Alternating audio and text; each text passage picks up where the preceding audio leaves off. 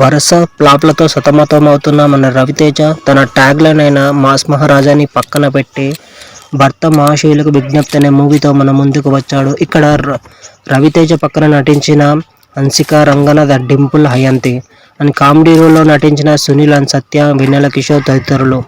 దర్శకుడు కిషోర్ తిరుమల. కథ విషయానికి వస్తే స్పెయిన్లో మానస వైన్ తయారీ కంపెనీకి యజమాని.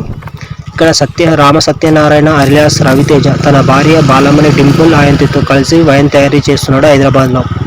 తాము తయారు చేసిన అనార్కలైన వైన్ను ప్రమోట్ చేయడానికి స్పెయిన్లో మానస కంపెనీతో భాగస్వామ్యం చేసుకోవాలని ప్లాన్ చేస్తాడు.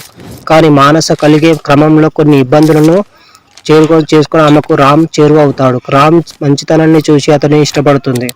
అంతేకాకుండా ఓ రాత్రి శారీరకంగా ఒకటవుతారు. ఆ తర్వాత బిజినెస్ పని మీద స్పెయిన్ నుండి హైదరాబాద్కి వస్తాడు రామ్ బాలమణి మధ్య ఉండే అన్యోన్య దాంపత్యం జీవితం ఎలా సాగింది? స్పెయిన్లో మానసకు కలవడానికి రామ్కు సత్య ఎందుకు అడ్డుపడతాడు?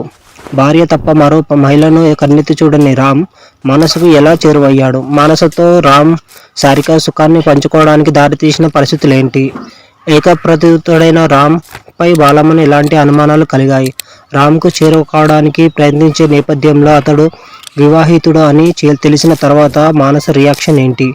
రామ్ చేసిన మోసానికి ఎలాంటి ప్రతీకారం మానస తీర్చుకోవాలని ఉంది? మరోవైపు భార్య, మరోవైపు మానస. రామ్ ఎలా నలిగిపోయాడు? మానస ప్రేమను రామ్ అంగీకరించాడా?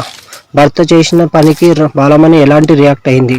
మానస ద్వారా ఎదురైన సమస్యను రామ్ ఎలా డీల్ చేశాడు అనే ప్రశ్నలకు సమాధానమే భక్తశీలకు మన విజ్ఞప్తి మూవీ.